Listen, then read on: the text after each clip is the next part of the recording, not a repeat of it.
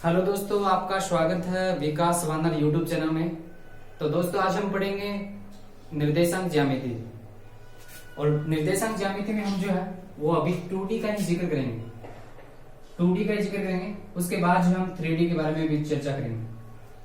2D में हमारे पास जो है दो एक्सेस होते हैं, एक्स एक्स और वाई एक्स। तो मैं जो है उसका डायग्राम बनाता हूँ एक्सेस और वाई एक्सेस का। तो यहाँ पर आपको दिखाई दे रहा होगा, ये जो होता है हमारे पास वाई एक्सिस होता है, वाई ओ वाई डैश। और ये हमारे पास होता है एक्स ओ एक्स डैश। ओ जो यहाँ पर है मूल बिंदु होता है, जिसके निर्देशांक हमारे पास होते हैं 0 0। इसको हम मूल बिंदु कहते हैं। 0 0 हमारे पास जो है वो मूल बिंदु होता है। और उसके बाद जो मैं देखूं तो ये एक्स एक्स जो है इस दिशा में जो होता है वो पॉजिटिव होता है, ये हमारे पास पॉजिटिव होता है। और वाई एक्स जो ऊपर की तरफ जो होता है वो हमारे पास क्या होता है, पॉजिटिव होता है।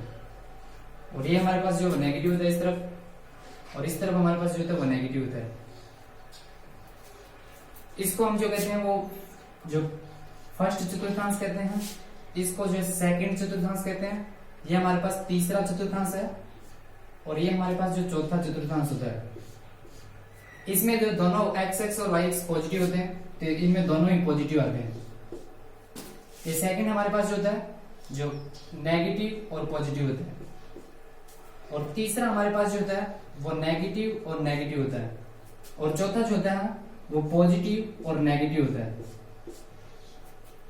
इस प्रकार से हमारे पास जो है वो निर्देशांक ज्यामिति जो है 2D जो होता है हमारे पास दो अक्षों से बना होता है, एक्स एक्सिस और वाई एक्सिस। और जो है इसमें जो है 1 2 3 4 ये जो चतुर्थांश होते हैं। तो उसके बाद हम देखते हैं जो इसकी एप्लीकेशन जो है वो उनका हम जिक्र करेंगे अभी, कि कौन कौन सी जो है वो निर्देशांक ज्यामिति में एप्लीकेशन होती है।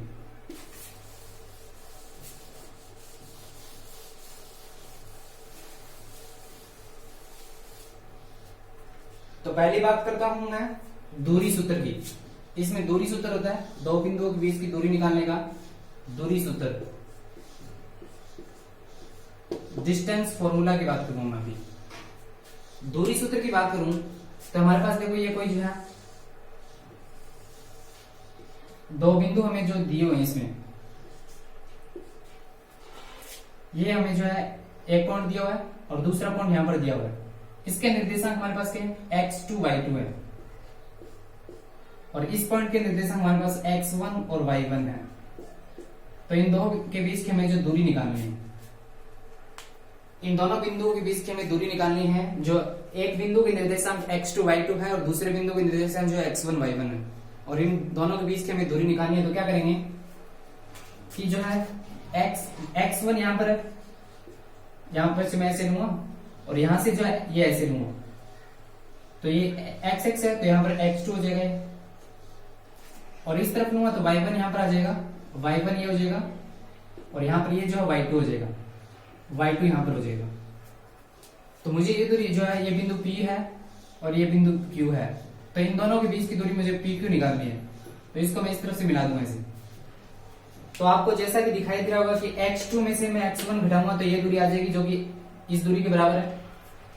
तो ये दूरी हमारे पास जो है हमारे पास है x2 माइनस x1। और ये दूरी जो है वो हमारे पास है, अगर मैं y2 में से y1 घटाऊं तभी ये दूरी आएगी, इसके बराबर ही y2 माइनस y1। तो ये हमारे पास दूरी हो जाएगी y2 माइनस y1, ये दूरी हो जाएगी। तो हमारे पास ये देखो एक त्रिभुज बन रहा है PQ, यहां पर R पॉइंट ले लेता हूं, एक त्रिभुज बन रहा है जिसकी हमें ये दो भुजाएं जो हमारे पास ज्ञात है और ये PQ हमें ज्ञात करनी है। तो यहां पर जो है मैं फॉर्मूला लगाऊं कर्ण स्क्वायर बराबर आधार स्क्वायर प्लस लंब स्क्वायर। तो इस प्रकार से PQ हमारे पास निकल जाएगा, PQ इज इक्वल PQ का स्क्वायर बराबर y2 माइनस y1 का square plus x2 minus x1 का स्क्वायर, जो कि हमारे पास दूरी सूत्र बन जाता है। इस प्रकार से मैं इसको आगे हल करूं तो हमारे पास PQ बराबर बन जाएगा रूट के अंदर x2 माइनस x1 का square plus y2 minus y1 का स्क्वायर, जो कि हमारे पास डिस्टेंस फॉर्मूला होता है। इस प्रकार से हम निकाल सकते हैं। हमारे पास दो पॉइंट दिए पी और क्यू, जो पी के निर्देशांक x2 और y2 है और जो क्यू के निर्देशांक x1 और y1 है। तो हमें पी क्यू ज्ञात करना है, तो क्या करेंगे, जो x2 में से x1 घटाऊंगा तो हमारे पास जो ये दूरी आ जाएगी और y2 में से y1 घटाऊंगा तो हमारे पास ये दूरी आ जाएगी। तो इस पे मैं फॉर्मूला लगा दूंगा कर्ण स्क्वायर बराबर आधार स्क्वायर प्लस लंब स्क्वायर, जिससे हमारे पास जो पी क्यू जो है वो रूट के अंदर x2 माइनस x1 का square plus y2 minus y1 का स्क्वायर आ जाता है, जो कि हमारे पास डिस्टेंस फॉर्मूला होता है। तो आपको ये डायरेक्ट याद रखना है कि दूरी सूत्र जो होता है वो x2 माइनस x1 का square plus y2 minus y1 का स्क्वायर होता है रूट के अंदर। अगली एप्लीकेशन की हम बात करते हैं।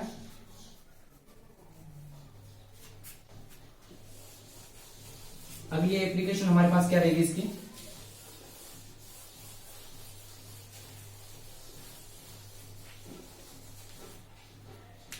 अगर हमें जो है वो दो पॉइंट दिए हुए हैं,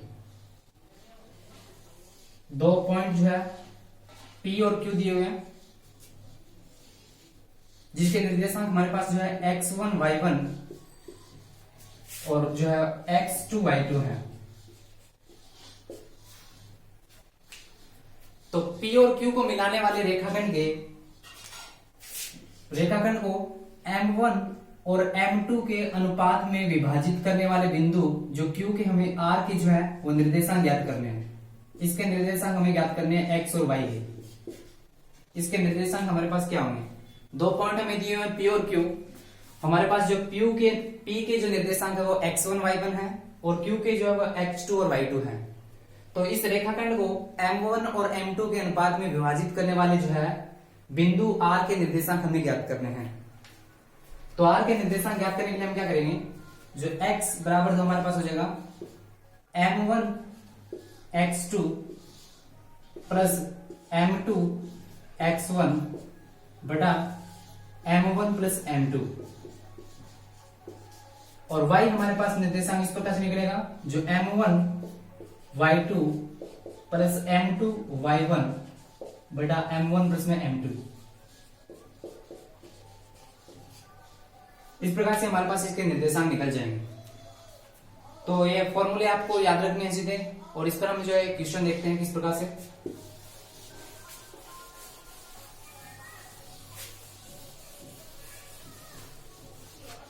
क्वेश्चन हमारे पास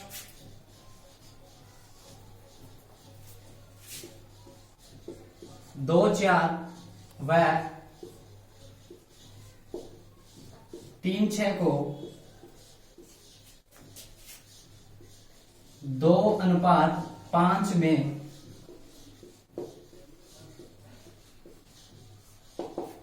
अंत विभाजित करने वाले बिंदु के निर्देशांक।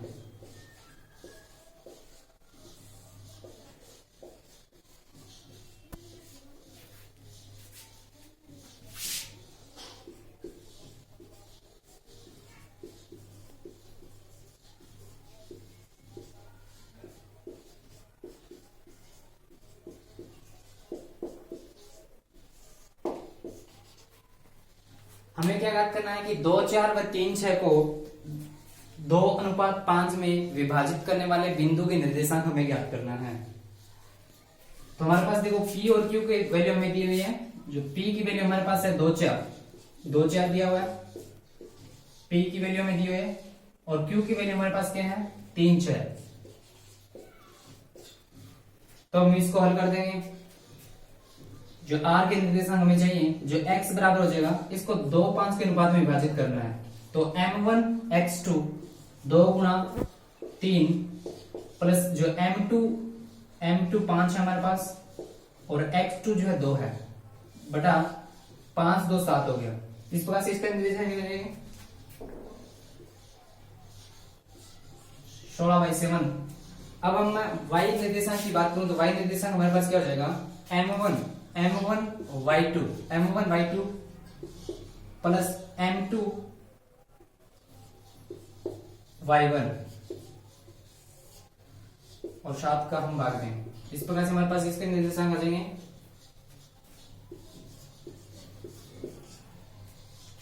इस प्रकार से हमारे पास जो है x और y की वैल्यू आ जाती है।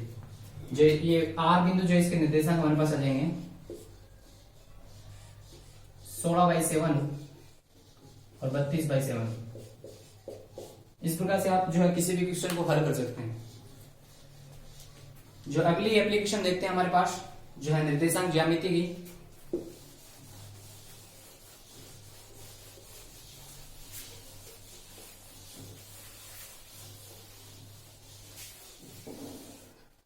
अगर आपको कह दे कि P हमारे पास कोई बिंदु है जो x1 y1 और Q हमारे पास कोई पॉइंट है जिसके निर्देशांक x2 और y2 है, इसको बाह्य विभाजित करने वाले बिंदु के निर्देशांक आपसे पूछ ले। बाह्य विभाजित, वो तो अंतर विभाजित था, ये हमारे पास बाह्य विभाजित है। बाह्य विभाजित करने वाले बिंदु के निर्देशांक आपसे पूछ ले m1 और m2 के अनुपात में।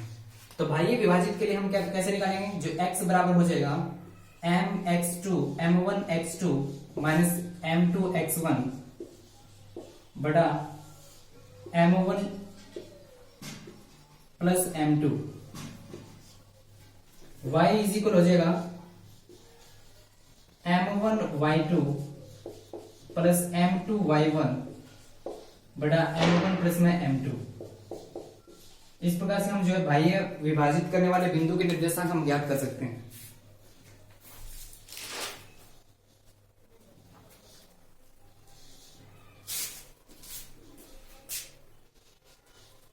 नेगेटिव आएगा यहां पर और यहां पर भी नेगेटिव आएगा।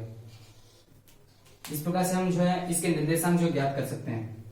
बाह्य विभाजित करने वाले के लिए नेगेटिव आता है दोनों तरफ। P x1 y1 Q x2 y2 को जो बाह्य विभाजित करने वाले बिंदु के निर्देशांक के लिए हम क्या करेंगे, x बराबर हमारे पास हो जाएगा m1 x2 minus m2 x1 बटा m1 माइनस m2 और y बराबर हो जाएगा m1 y2 माइनस m1 जो है m2 y1 बटा m1 माइनस m2 हो जाएगा। इस प्रकार से हम जो है बाह्य विभाजित करने वाले बिंदु के निर्देशांक ज्ञात कर सकते हैं।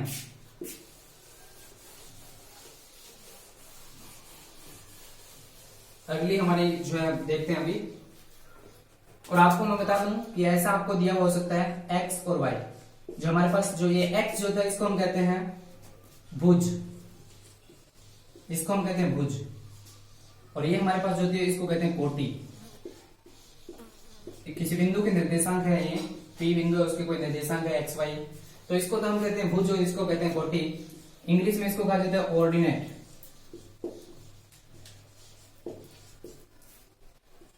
और इसको कहते हैं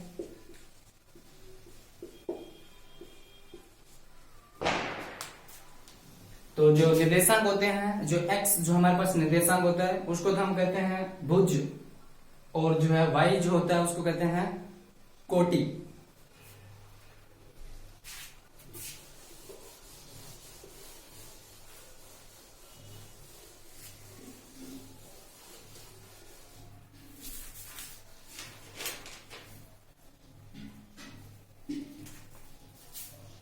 अब अगला हमारा रहेगा, अगर एक तल में तीन बिंदु हो, अगर किसी तल में तीन बिंदु दिए हैं,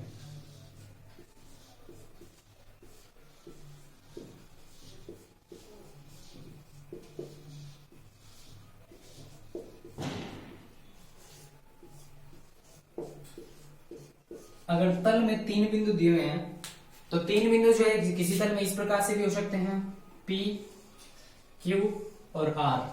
इस प्रकार से भी हो सकते हैं P, Q, R। जो P और Q के बीच की दूरी A है और ये दूरी B है, और P और R के बीच की हमारे पास दूरी C है। इस प्रकार से भी बन सकता है तीन बिंदु हो अगर एक तल में, तो P, Q, R जो एक सरल रेखा भी बन सकती है। अगर जो है हमारे पास इस प्रकार से नहीं होगा तो सदैव जो एक त्रिभुज बनेगा, सदैव एक त्रिभुज बनेगा। इस प्रकार से भी एक तल में जो तीन बिंदु हो सकते हैं। ये हमारे पास देखो जो है A पॉइंट मान लो, ये B है और ये C है, ये दूरी A है, ये दूरी B है और ये दूरी C है।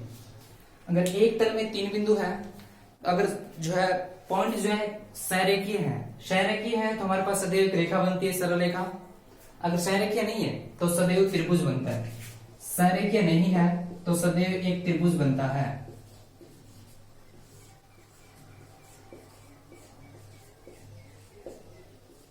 सदैव त्रिभुज बनता है।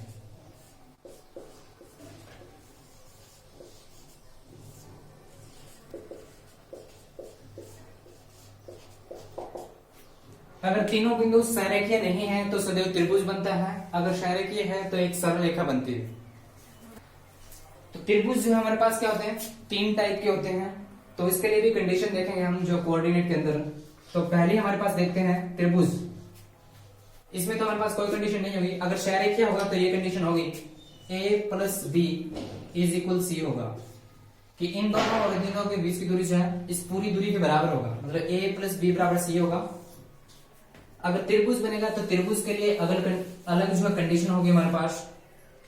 तो हम किस प्रकार से पहचानेंगे कि ये कौन सा त्रिभुज है, तो इसकी देखते हैं हम। तो पहले क्या हो सकता है, भुजा के आधार पर त्रिभुज हो सकता है, भुजा के आधार पर बन सकता है एक त्रिभुज। और दूसरा हमारे पास जो कोण के आधार पर त्रिभुज बन सकता है। अगर भुजा के आधार पर मैं त्रिभुज की बात करूं तो भुजा के आधार पर हमारे पास तीन प्रकार से त्रिभुज बन सकते हैं, तीन प्रकार से हमारे पास त्रिभुज बन सकते हैं। तो पहला तो हो सकता है समबाहु, समबाहु त्रिभुज बन सकता है। दूसरा हमारे पास बन सकता है समद्विबाहु, समद्विबाहु त्रिभुज बन सकता है। तीसरा हमारे पास जो है विषमबाहु, विषमबाहु बन सकता है। अगर हमारे पास तीनों भुजाएं जो है वो समबाहु त्रिभुज होता है। अगर a बराबर b बराबर c हो, अगर तीनों भुजाएं बराबर हो तो हमारे पास क्या बनेगा, समबाहु त्रिभुज बनेगा। समद्विबाहु बनेगा अगर दो भुजाएं हमारे पास कोई भी समान हो। इस प्रकार से अगर a बराबर b हो और इक्वल नोट c हो तो इसके लिए हमारे पास समद्विबाहु बन जाएगा। विषमबाहु बनता है अगर a इक्वल नोट है b इक्वल नोट है c, कोई भी भुजा समान नहीं। समबाहु त्रिभुज में प्रत्येक कोण जो होता है, प्रत्येक कोण 60 डिग्री का होता है, ये बात भी हमें ध्यान रखनी है। अब कोण के आधार पर हम देखते हैं त्रिभुज किस प्रकार से बनेंगे। तो कोण के आधार पर हमारे पास जो है समकोण त्रिभुज बनेगा। तो एक कंडीशन आपको याद रखनी है, समकोण त्रिभुज के लिए हमारे पास होगा जो a square plus B square बराबर हमारे पास c स्क्वायर बनेगा। मतलब दो भुजाओं का जो है स्क्वायर का योग जो है वो तीसरी भुजा के स्क्वायर के बराबर होगा, आपको ये याद रखना है। ये होता है समकोण त्रिभुज की कंडीशन होती है, समकोण त्रिभुज के लिए ऐसा होगा। इस पर जो है एग्जाम से क्वेश्चन पूछा जाता है समकोण त्रिभुज के लिए। तीन त्रिभुज के आपको निर्देशांक दिए होंगे, अगर a square plus B square बराबर c स्क्वायर आ जाता है तो आपका ये त्रिभुज जो होगा वो समकोण होगा।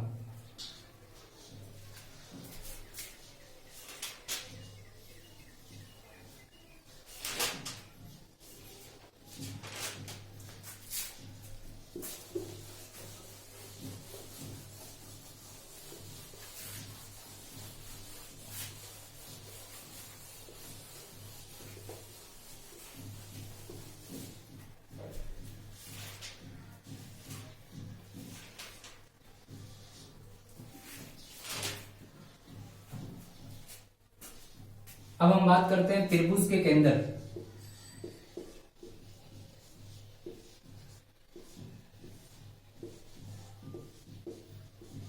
त्रिभुज के केंद्र की बात करते हैं।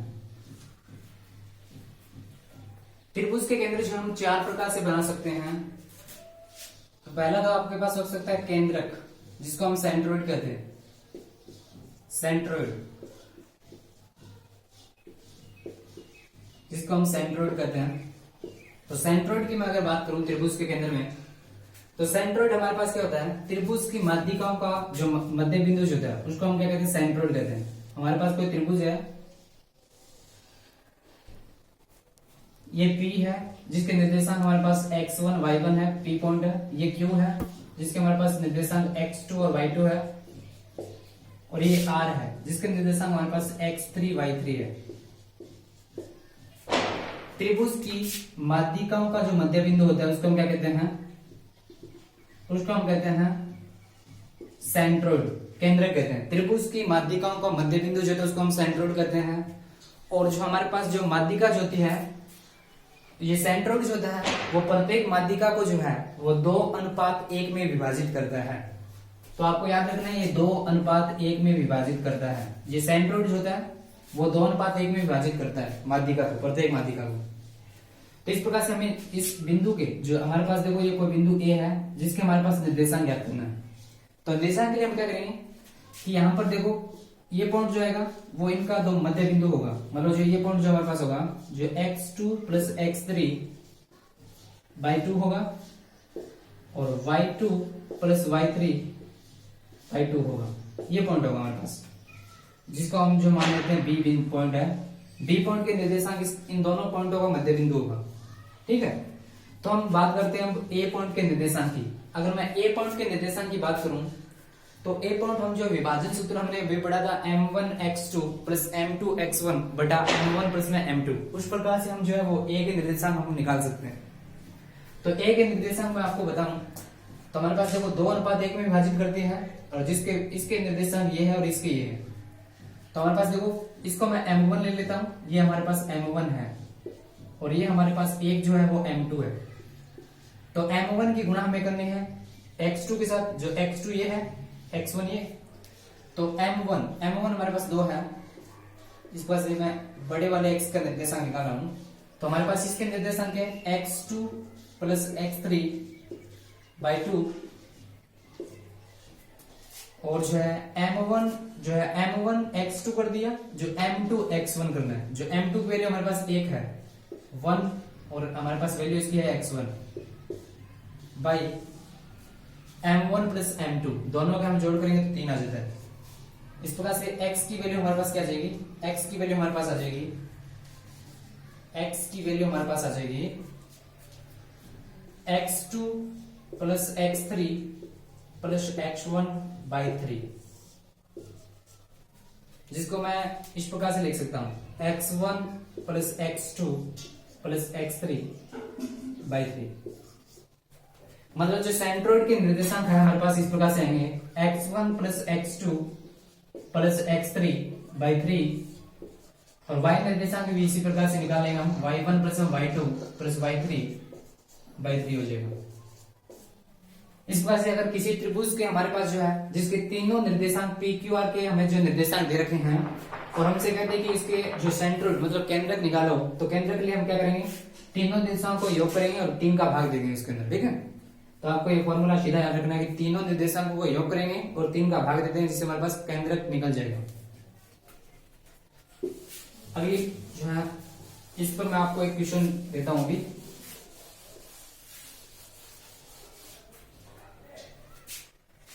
क्वेश्चन हमारे पास किसी त्रिभुज के निर्देशांक हमारे पास क्या है, पी क्यू आर की वैल्यू हमें दे रखी है 2 1 4 3 और 5 7। तो इसका सेंट्रोइड निकालिए, मतलब केंद्रक निकालिए। हमारे पास जो है वो 3 पॉइंट दिए हुए हैं किसी त्रिभुज के, तो सेंट्रोइड निकालना है। तो किस प्रकार से निकालेंगे, तो सेंट्रोइड के लिए हम क्या करेंगे कि तीनों निर्देशांकों को योग करेंगे। तीनों निर्देशांक को योग किया, एक्स निर्देशांक में 2 4 6 5 11 बटा 3 आ गया और वाई जो निर्देशांक है 1 3 4 और 7 7 और 11 बटा 3 ही आ जाएगा। तो इसका केंद्रक हमारे पास क्या हो जाएगा, सेंट्रोइड जो केंद्रक है वो हमारे पास 11 बटा 3 और 11 बटा 3 हो जाएगा केंद्रक। इस प्रकार से हम निकालेंगे।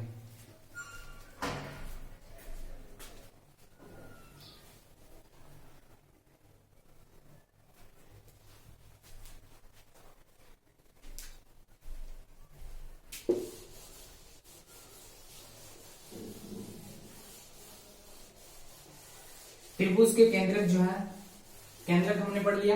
अब दूसरा हम पढ़ते हैं परिकेंद्र, जिसको हम कहते हैं परिकेंद्र को कहते हैं परिकेंद्र पढ़ेंगे अभी।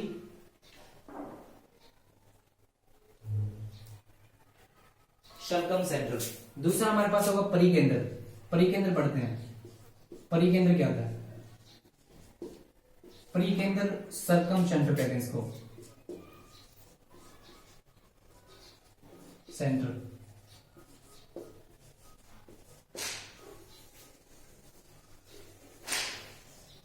सर्कम सेंटर की मैं बात करूं तो क्या होगा कि हमारे पास कोई त्रिभुज है, इस प्रकार से कोई त्रिभुज दिया हुआ है हमें, इसका हमें जो परिकेंद्र निकालना है। तो क्या करेंगे कि त्रिभुज की पी क्यू आर हमें भुजा दिए हुए हैं, त्रिभुज की भुजाओं के त्रिभुज की जो भुजाएं हैं उसका लंब समद्विभाजक मतलब जो है दो भागों में विभाजित करेंगे इस प्रकार से। इसको भी विभाजित करेंगे दो भागों में और इसको भी विभाजित करेंगे इस प्रकार से दो भागों में। त्रिभुज की भुजाओं के लंब समद्विभाजक का प्रतिच्छेद बिंदु जो होता है उसको हम क्या कहते हैं, परिकेंद्र कहते हैं। त्रिभुज की ये भुजा है, इसका लंब समद्विभाजक ये हो गया, इसका ये हो गया और इसका ये हो गया। तो इसका जो प्रतिच्छेद बिंदु जो होता है वो हमारे पास क्या होता है, वो परिकेंद्र होता है। और परिकेंद्र के लिए हमारे पास क्या बनेगा, एक जो त्रिभुज बनेगा, जो बनेगा हमारे पास एक वर्त बनेगा जो कि इस प्रकार से इसके जो शीर्षों से होकर गुजरेगा। ऐसे परिकेंद्र के लिए ऐसे बनेगा, जिसका सेंटर जो ये होगा, जिसको हम क्या कहते हैं, सर्कम सेंटर कहते हैं, परिकेंद्र कहते हैं इसको, सर्कम सेंटर, इसको हम कहते हैं सर्कम सेंटर। त्रिभुज की भुजाओं के जो है लंब समद्विभाजकों का मध्य बिंदु जो होता है हमारे पास वो क्या कहलाता है, परिकेंद्र कहलाता है, सर्कम सेंटर कहलाता है। और इस परिकेंद्र की जो है वो त्रिभुज के शीर्षों से दूरी, मान लो ये हमारे पास O पॉइंट है, तो इसकी इसके शीर्षों से दूरी और इसकी जो है इसके शीर्षों से दूरी जो होती है हमारे पास क्या होती है, समान होती है।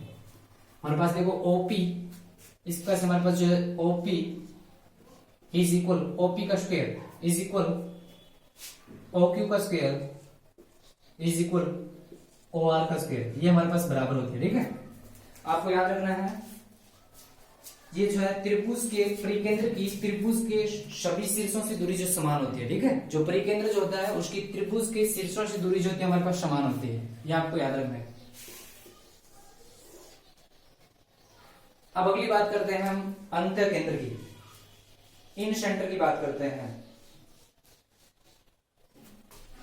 इन सेंटर दूसरा हमने पढ़ लिया, पहला पढ़ा था केंद्रक, दूसरा हमने पढ़ा है परिकेंद्र, सर्कम सेंटर कहते हैं जिसको, और अगला हम पढ़ेंगे अंतर केंद्र। अगला देखते हैं अंतर केंद्र। अंतर केंद्र जिसको हम कहते हैं इन सेंटर।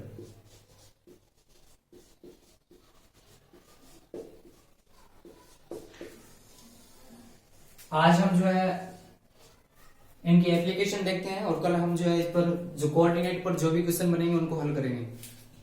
अंतर केंद्र इन सेंटर होता है, हमारे पास कोई त्रिभुज है, ये हमारे पास कोई त्रिभुज है, इन सेंटर की बात करेंगे अभी। त्रिभुज के जो कोण होते हैं, कोणों का लंब समद्विभाजक जो होता है उसको हम क्या कहते हैं, समद्विभाजकों का मध्य बिंदु जो होता है उसको हम कहते हैं इन सेंटर कहते हैं, अंतर केंद्र कहते हैं। ये हमारे पास कोण है, इसका लंब समद्विभाजक करेंगे ऐसे जाएगा, और इसका करेंगे ऐसे होगा, और इसका करेंगे ऐसे होगा। जो कोण जो होते हैं उनका लंब समद्विभाजक, जो लंब समद्विभाजकों का जो प्रतिच्छेद बिंदु होता है उसको हम क्या कहते हैं, इन सेंटर कहते हैं, इन सेंटर कहते हैं या अंतर केंद्र कहते हैं इसको, इन सेंटर। इसको हम कहते हैं इन सेंटर या परिकेंद्र, अंतर केंद्र। परिकेंद्र तो हमारे पास क्या होता है, भुजाओं का लंब समद्विभाजक जो होता है उसका प्रतिच्छेद बिंदु होता है, और ये इन सेंटर जो होता है वो कोणों के लंब समद्विभाजकों का मध्य बिंदु होता है। ठीक है, या प्रतिच्छेद बिंदु होता है। तो इन सेंटर में हमारे पास क्या होगा, इन सेंटर में हमारे पास ऐसे बनेगा त्रिभुज, इस प्रकार से अंदर त्रिभुज बनेगा, ऐसे त्रिभुज नहीं वो सॉरी वर्त बनेगा अंदर की तरफ, और उसमें हमारे पास जो है वो शीर्षों से होकर गुजरता है और इसमें अंदर की तरफ ऐसे गुजरता है। ठीक है, वर्त बनता है। और इसके जो निर्देशांक इस प्रकार से हम देखेंगे क्या, हमारे पास देखो ये ए है और ये बी है और ये सी है। तो हमें दिया होगा ए के सामने वाली भुजा में ए दी होगी और सी के सामने वाली भुजा हमारे पास, इन दोनों के बीच की दूरी सी है और इन दोनों के बीच की दूरी ए है। जो ए पॉइंट जो उसके सामने वाली भुजा है वो ए है, और सी कोण के सामने वाली भुजा सी है, और बी कोण के सामने वाली भुजा हमारे पास सी है। तो अगर हमें जो है इन सेंटर के निर्देशांक निकालने हैं तो क्या करेंगे, इन सेंटर के निर्देशांक के लिए हम करेंगे एक्स निकालेंगे, तो हमारे पास क्या होगा, एक्स के लिए हम करेंगे जो ax1 plus bx2 plus cx3। यहां पर जो x1 x2 x3 जो इसके a b c के जो निर्देशांक है बटा हमारे पास हो जाएगा a plus b plus c। अंतर केंद्र निकालना हो तो हम क्या करेंगे, ax1 bx2 cx3 बटा a plus b plus c हो जाएगा, और y हमें पास निर्देशांक निकालना तो क्या करेंगे, ay1 plus by2 plus cy3 बड़ा हमारे पास a plus b plus c हो जाएगा। ये बात हमारे पास हो जाती है। ठीक है, तो आप इसको नोट कर लें।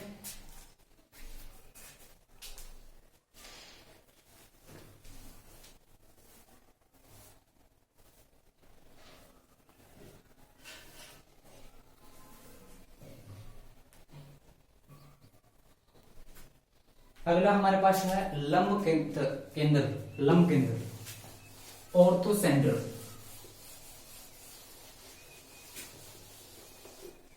लंब केंद्र,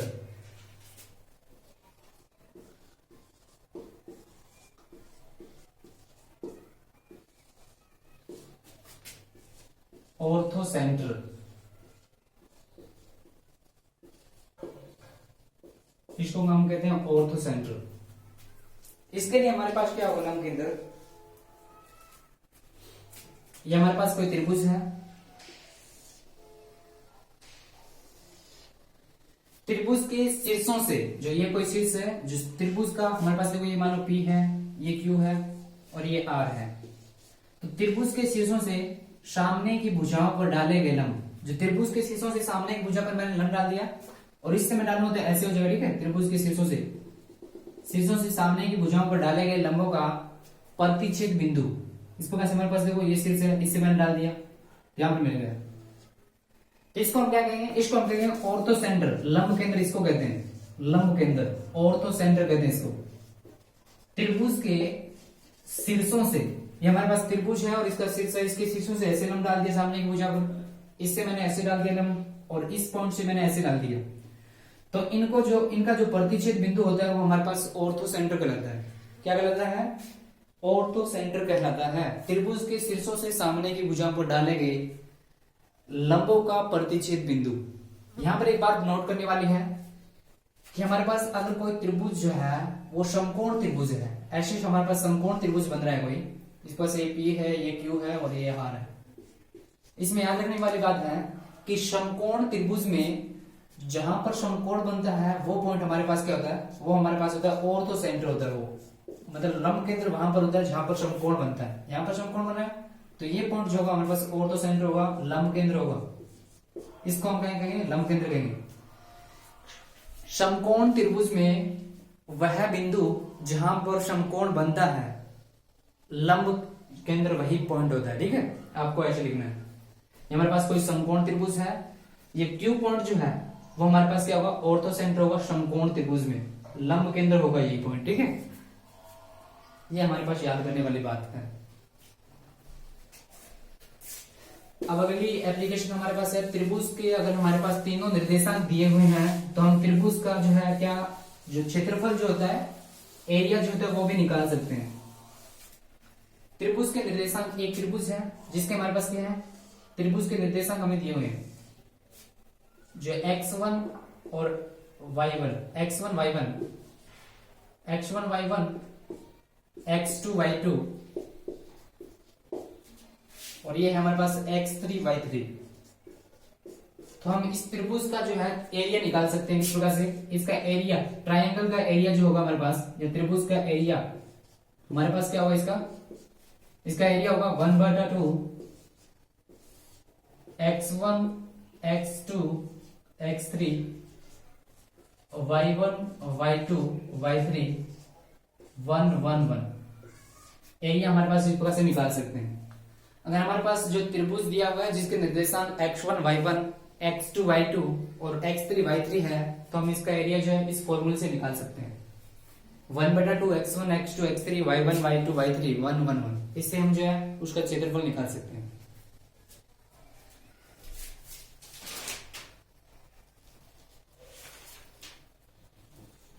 अभी आपका एक एप्लीकेशन और बचा है जो मैं आपको आज करवा देता हूं, और कल जो हम इसके ऊपर जो भी क्वेश्चन बनते हैं उनको पढ़ेंगे, हल करेंगे।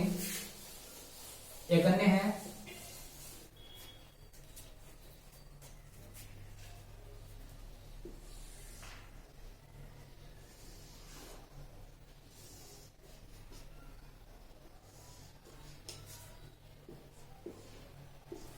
हम क्या होता है कि इस प्रकार से किसी भी पॉइंट को हम एक्स वाई इस तरीके से जो हम प्रदर्शित करते हैं, तो हमारे पास ये क्या होती है, कार्टेशियन फॉर्म होती है, कार्टेशियन फॉर्म,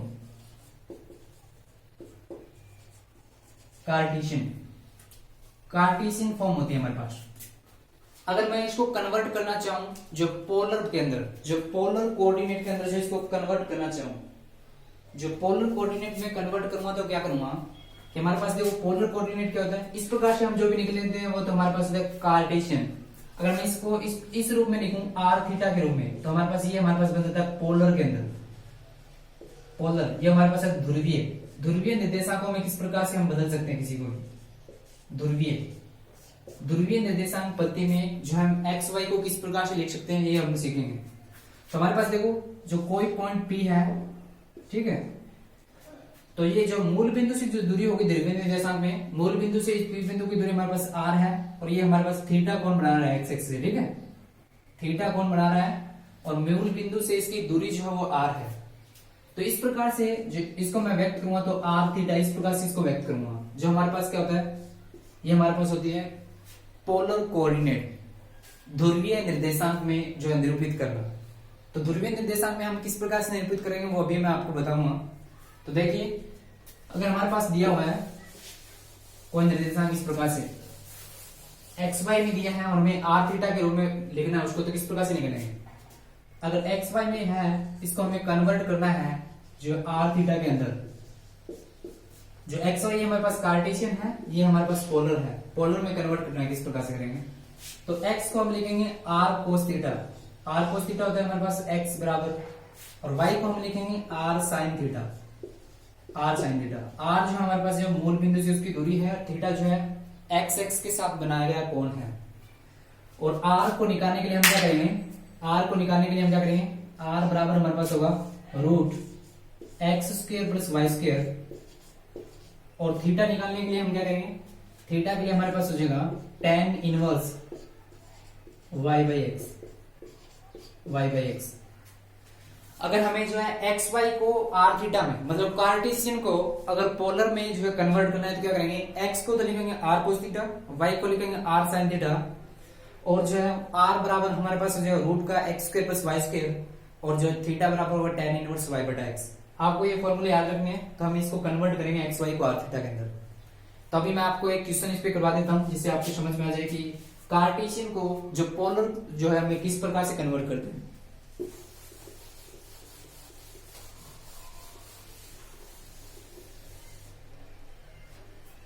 आपके पास ऐसा क्वेश्चन आ सकता है, 1 को ध्रुवीय नियामक में बदलिए।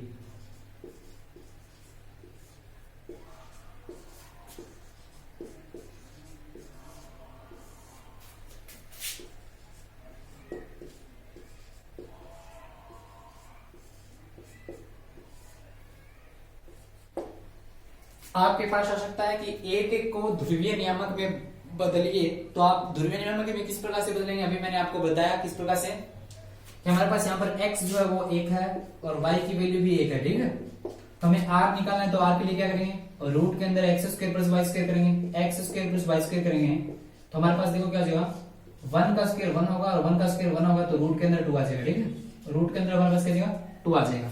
r की वैल्यू हमने निकाल ली। अब निकालेंगे थीटा की वैल्यू, थीटा के लिए क्या करेंगे, tan inverse y by x, tan inverse y by x करेंगे, तो हमारे पास देखो tan इनवर्स 1 बाई 1 हो जाएगा, 1 हो जाएगा ये, तो 1 हो जाएगा, हमारे पास पता है कि tan इनवर्स 1 की वैल्यू हमारे पास होती है पाई बाई 4, ठीक है। तो इस प्रकार से हमारे पास r की वैल्यू आ गई और थीटा की वैल्यू आ गई, तो हम अब x को लिख सकते हैं, x हमारे पास हो सकता है r cos थीटा, और r की वैल्यू हमारे पास है √2, और थीटा की वैल्यू हमने निकाली पाई बटा 4, और कोस पाई बटा 4 आ जाएगा, ये कोस पाई बटा 4, कोस पाई बटा 4 की वैल्यू आपको पता होगी, जो नहीं इसको हम जो है वैसे इसको दोबारा इस प्रकार से कन्वर्ट करना चाहिए, तो इसके लिए मैं आपको बता रहा हूँ, एक्स और वाई में इस प्रकार से देखो, अगर मैं ये वैल्यू इसमें रखता हूँ इस वाले में, तो हमारे पास वापस 1 आ जाएगा, देखो √2 आता है, कोस पाई बटा 4 है, तो इसको मैं इसकी वैल्यू हमारे पास 1 बटा √2 होती है, इस प्रकार से देखो वापस इसमें कन्वर्ट हो गया। मैंने पहले तो क्या किया कि r निकाला √2 आ गया, और जो थीटा की वैल्यू tan इनवर्स y बटा x किया तो पाई बटा 4 आ गया। अगर मैं अब आपको ये वापस जो है इसको जो है कार्टेशियन में कन्वर्ट करूं तो किस प्रकार से करूंगा, x बराबर r cos थीटा आ जाएगा, r की वैल्यू √2 है और थीटा की वैल्यू पाई बटा 4 है, तो इस प्रकार से 1 बटा √2 और √2 जो है इस प्रकार से कट जाएंगे, 1 आ जाएगा, जिस प्रकार से आप देख सकते हैं कि x की वैल्यू हमारे पास 1 है, और इसको हम लिखेंगे किस प्रकार से, उसमें कन्वर्ट किया तो किस प्रकार से लिखेंगे, r थीटा के रूप में लिखना होता है हमें, r हमारे पास क्या होता है, r √2 हमें दिया हुआ है √2, और जो थीटा हमारे पास क्या है पाई बटा 4, और ये हमारे पास क्या हो गया, ध्रुवीय नियामक में कन्वर्ट हो गया। तो कल हमने जो जितनी भी एप्लीकेशन की है, जो कोऑर्डिनेट निर्देशांक ज्यामिति की है, उनके जो क्वेश्चनों को हल करेंगे। धन्यवाद।